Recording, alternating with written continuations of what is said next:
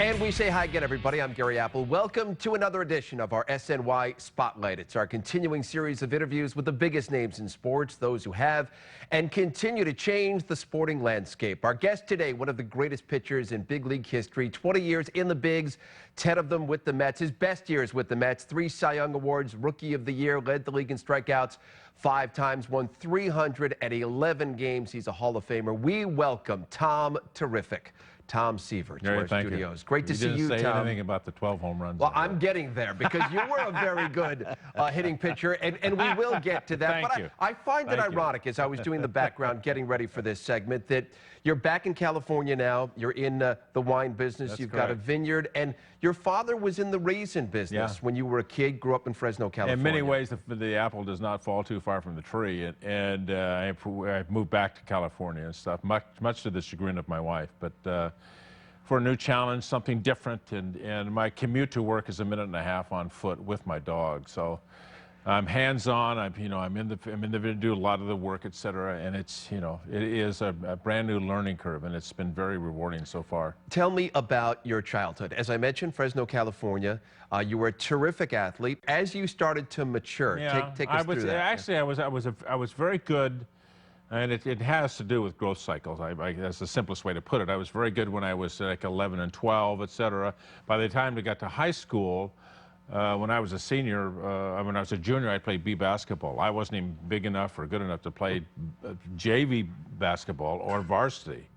And I did not make the varsity baseball team when I was a junior either. And then kind of the growth spurt and things started to mature. And then when I was a senior at Fresno High School in 1962, I made the All-City team in basketball and baseball. So now we know. Michael Jordan was the one who didn't make his high school basketball team down in Carolina, and you were the guy who couldn't make your baseball and basketball varsity teams. Not until I got to be a senior year. And here you are, a kid from California. What did you know about the Mets, besides the fact that they were not very good, Tom? I didn't know too much about the Mets at all, being a West Coast guy and all that stuff. And they gave me the word that the Mets had picked me. And they sent a scout, and in 3 or 4 days I was gone to Jacksonville, Florida, and didn't know too much about the Met team. Didn't think about it, because all of a sudden, going from in the span of just 2.5 years, I'm playing AAA baseball, and you continue to learn your trade, but you also continue to learn who you are and come up with the confidence that you're able to compete at that level, and it was a very fast, fast ride, and before you know it, you're in the big leagues. 1967, your first year here in the big town. Met fans, New York fans really started to know Tom Seaver. Here's what I find amazing. The learning curve for young pitchers today seems to be so great. You need time under your belt. You came in, Tom, 67. You won 16 games, 18 complete games, and then ERA under 3. You were a rookie. It's changed so much, but did you feel like you could dominate from the beginning? No, you're learning a trade too. I mean, it's a continual learning process, and part of that learning process is teaching yourself that you do belong. And each step, it's like in any profession, each step gives you a bit more confidence, etc.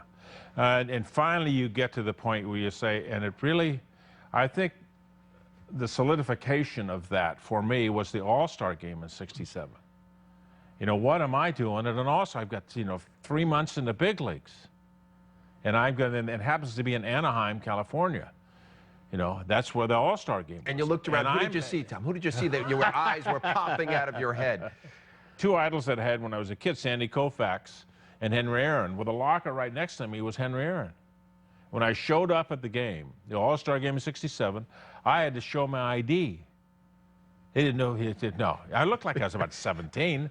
They said, you're right, kid. And I was the first one there. And then I was walking around, and Lou Brock came in. And he said, and we still share how things span the years. We still share this line every year at Cooperstown in the Hall of Fame. He looked at me and said, hey, kid, give me a Coke. And I said, there's some expletives here, adjectives that I didn't throw in. Family show, we won't use them. That's right, we won't use those. I said, get your own bleeping Coke. He said, I'm on the team. And he goes, who are you? You know, so you slowly inch your way into your profession. And I came in the 15th inning. Tony Perez hit a home run off of Catfish Hunter, who I think Catfish pitched 4 or 5 innings in this unbelievable. Or the, you know, and I came. Claude Osteen and I were the only ones left for the National League that hadn't pitched. And I was seeing how nervous I was ready to throw up. Come on. And a year and a half before that, I'm pitching at USC. Right. One of the great steps for me is that when I got to the mound, I looked down at that mound, I said, I know how to do this. It was my own, just a realization myself, that I know how to do this. I can do this. I get 2 fly balls, it scores 2-1. I get 2 fly balls to 2 right-handers, Freehand and Canigliaro. And up comes Carl Yastrzemski. And he's like this, sawdust coming out the bottom of the bat, you know. Squeezing it so tight. And I went tight. ball 1, ball 2, ball 3, ball 4. Go on over there. Go down there, so, you know, 2-1, we're in the bottom 15th, 2-1 ball game, I need 1 out. My out's over there on the on-deck circle. Right-hand hitter. Comes up, boom, boom, boom, see you later. And then you win, and all of a sudden you've got all these guys, you know, that 18 months before, all you do is in the morning you read about them in the paper, or when you're still in high school, or when you're junior college at USC, you're reading the box scores. They're all pounding me on the back. You know, McCarver's the catcher, you know, this, boom, you know, Rose is playing second base, you know, and they're pounding you on the back. You go, what's wrong with this picture, you know? But it's one of those things that gives you the level of confidence that continues to push you to other levels. You know, you don't know if I didn't walk into the big leagues. Nobody does. So boy, I can hardly wait to get this 20 years over with so I can get to the Hall of Fame. It doesn't work that way. It's all that learning process along the way. When we return on SNY Spotlight, Tom recalls the moment that changed New York Mets history forever. The most important piece of history in New York, for me, for the New York Mets, when Gil Hodges was named the manager of the ball club. We now return to SNY Spotlight featuring Tom Seaver. What a year, Tom, 1969. I mean, one of the great years in sports, not just in this town, but here was this underdog team. What a time in the country. I mean, Vietnam. Yep. We went to the moon, first man to walk on the moon, Neil Armstrong. And here come the underdog Mets, doing what nobody thought you could do. What was the season like? New York Jets going along. Namath. Guarantee. New York Knickerbockers, all in that time frame, you know. It was a very special time here in New York. The most important piece of history in New York, for me, for the New York Mets, when Gil Hodges was named the manager of the ball club. He brought a level of professionalism and a level of respect and credibility immediately when he put on that uniform. And he demanded the kind of things that were demanded with the Brooklyn Dodgers. And that happened. To play the game smartly, to play the game 100%, to play it with a focus, all those intangible words. And he was the most important man in my professional career. He's the guy that I learned more, not about how to throw a curveball or how to throw, you know, when to throw a slider or all this other, none of that. He taught me how to be a professional. How about when you put the uniform on, you go on the field, this is how you go about your business. And he never missed a thing. So he was, I missed him dearly, and still miss him in many ways, et cetera, when he had a very early death. But he was the most important person ever to come along in the Met franchise. Do you think back? Can you, in your mind, visualize the guy in the stands with the great signs and the mad celebrations after you won? You see, you remember that stuff, and that's all part of it. But the biggest thing, the things that I remember that are most precious to me are the relationships that you have with your teammates and the moments of, the highlights of an individual's season where he may make the play, Clendenin doing this, Buddy Harrelson doing that, Grody throwing Brock out at second base, or Cleon, or the catches with Agee, et cetera, all that stuff. Rocky's catch in right field, a base hit there, a bunt there, a great defensive play, turning a double play out. Those, Kuzma with the strikeout, or Kuzma hitting somebody, or, because, we're not, you're not diving out over the plate. All those little things really kind of within the stands, And when you're in uniform and when you're in the middle of the arena, those are more of the wonderful memories that I have. Was it a good clubhouse? Did you guys get along? Everybody did. Everybody yeah. was. Everybody did. Yeah. It was a great clubhouse. It was a great clubhouse. Who were you friendliest with? Who were you most in tune with? I had a locker next to Nolan and Grody, and the pitchers and catcher, the pitchers and Grody, that was kind of hanging together, you know, and it was everybody. It was, and it's generational as well. It's generational and it's occupational. You know, Cleon and Tommy kind of hung together, and Shamsky and Boswell, and, you know, you just team up kind of so much, you know, ours was more what we did as a profession. Explain this to me, Tom. 1971, you win 20 games, you've got an ERA of 1.76, you strike out 289 in 286 innings. This was a dominating season. Any pitcher in the big leagues today would give the right arm, or left for that matter, for the sort of season you had. You didn't win the Cy Young Award. Fergie Jenkins had 24 wins. Based on wins, he won the award. It's the best year I ever had, yeah. It is not necessarily, when you look at it, and people ask me about it, the numbers can be a bit askew, right? What's important, and it's one of the things that Gil, you know, taught me. He said, you give your ball club a chance to win every time you go to the mound. That's your objective. That's what you want to do. The numbers will be there at the end. There'll be this, or there'll be a little bit less, or there'll be a little bit more. You'll win games that maybe you don't deserve or whatever. But from that standpoint, I mean, and you can look at this, and there's another way to look at this too. It was, from a professional standpoint, it's probably the best year I ever had. I mean, a 1.76, right? How did Bob Gibson have a 1.12? How did he do that? And I see him at the Hall of Fame, and I said, you've screwed it up for everybody. You got a 1.12 under an average, and the next year they lower the mound, and it's all your fault. You know, and Gibby loves an argument. Oh, it's your fault. You know, etc. So it's, yeah, it was. There are certain moments that stick with you, and that was kind of one season or one period of time that was, you know, for my career as a professional, which was very important. You cannot do an interview with Tom Seaver without talking about the Midnight Massacre, 1977. I mean, to this day, people remember where they were, Tom, when they heard about the trade, and that was the deal to Cincinnati. Well, yeah, shipped you out of New York after arguably some of the greatest pitching in the history of the game. Well, it was time to go, too. And Donald Grant did not like me, and I didn't like him. And he was the chairman of the board. He was chairman of the board, and he was running it. As I said before, the most important piece of history for the New York Mets is when Gil Hodges came to the ball club to give it credibility and professionalism. The worst day is when he died, because that began to stop. I mean, the ball club traded Nolan Ryan, who is arguably they had as much, more talent than anybody's ever been on a mound, ever. And they traded him, and Gil Hodges didn't know about it. He didn't know about it. They didn't ask Gil Hodges about that. And then when he died, it was the organization began to turn. And from a professional standpoint, the best thing that happened was for me to get out of town and let there be a rebirth, which happened. Why did it get so ugly? Was it your dislike for M. Donald Grant? Was it Dick Young in the Daily News? Was it a combination of all of those things? That's all part of that stuff. And it's not, you know, it obviously was not one of the most delightful periods of my life. And I look at things in a way where it was one of the most delightful things that ever happened to me.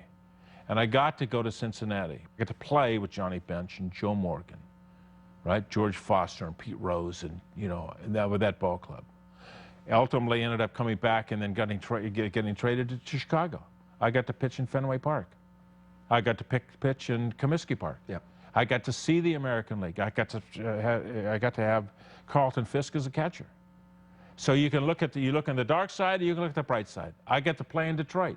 I get to play in the American League teams against the American League ball clubs, et cetera, American League players on a day-to-day basis. And I get to play with Ozzie Guillen, having my shortstop, asking me what. He said, Tom, what are you doing? I said, just sit back and watch, Ozzie. I mean, I have great memories there as well. So yes, yeah, it depends on perspective. Was it, again, it was the right time to go, and it had, for talking about me being traded, it had to happen that way for the organization to change, because to me, that core of management had to go, and that's what happened. Still ahead on SNY Spotlight, Tom Terrific talks Cooperstown. I wanted to go in and see the plaques. I paid my admission, I walked in, you know, and it's... They didn't let Tom Seaver into the Hall of Fame for free? Hey, don't you know who the hell I am? I gotta, you know. We now return to SNY Spotlight featuring Tom Seaver. You're in the Hall of Fame, went in 1992, 5 years after, I mean, you were on just about every ballot, all but 5. You had the highest percentage the other 5 of guys votes. were in Europe. They couldn't. I understand, yeah. I don't think they ever watched the game of baseball. But the Hall of Fame is special, and I know you wear that ring. You wear your Hall of Fame ring to this day. What does it mean to you? How important is it to you? It is the end of, it's the end and the beginning. It's the end of a ride from a professional standpoint, and it's the beginning of really knowing that you have made a statement for history, because you're there forever. And you see, and I'll take you back to 1970. We won a world championship and buy a house and live in Connecticut, right? And after the '69 season, and lived there, and we do not win in '70, so we've got the winner off. My wife and I got to Winnebago and drove to Cooperstown. I took her to Cooperstown because I had never been there, and we drove up that way, and then drove, you know, had our own little vacation and stuff. And I said, because I wanted to go in and see the plaques. I paid my admission. I walked in, you know. And they didn't let Tom Seaver into the Hall of Fame for free? Hey, don't you know who the hell I am? I gotta, you know. We go in there, and I said, and I wanted to see Walter Johnson's plaque.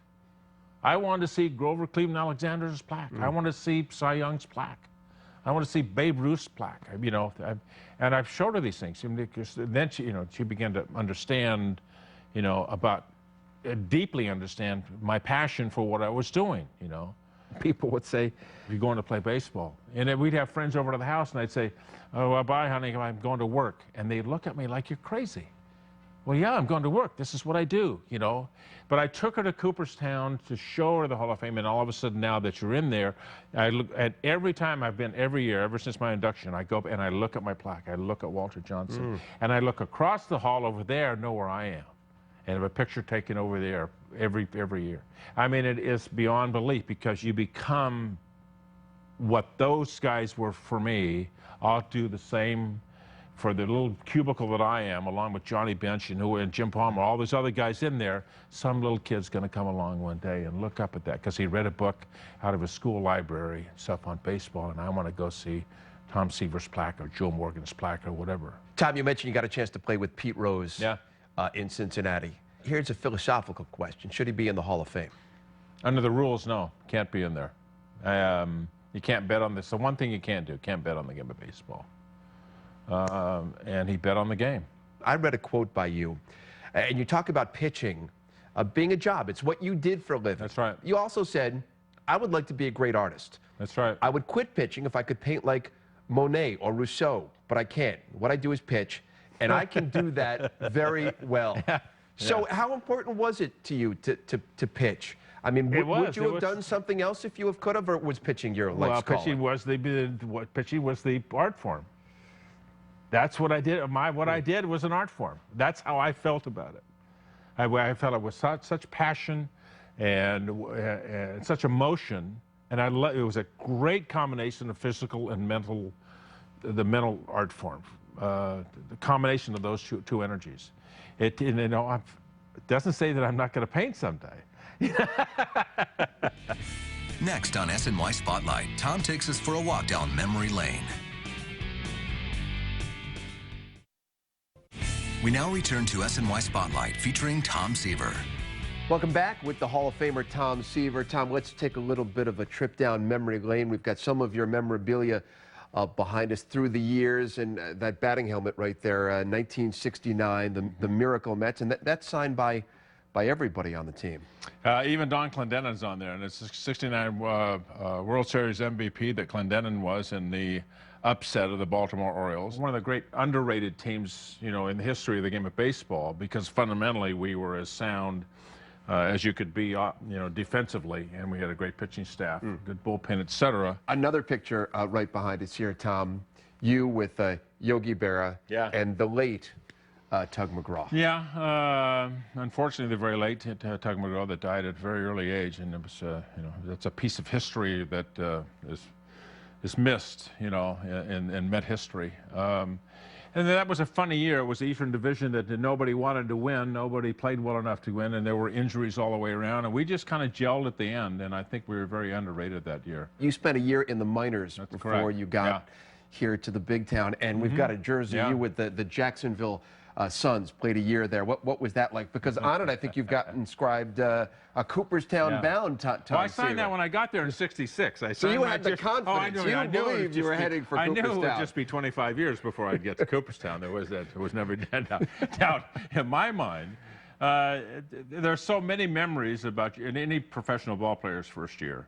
And one of the things, because this uniform is hanging here, is that when you get your uniform, you figure it's going to be in your locker. You show up, it's, you know, there it is, and you can, you know, you start the season, etc. Well, on the first day of the season, you're in there getting dressed, and they rolled this rack. It was like coming from the dry cleaners, right?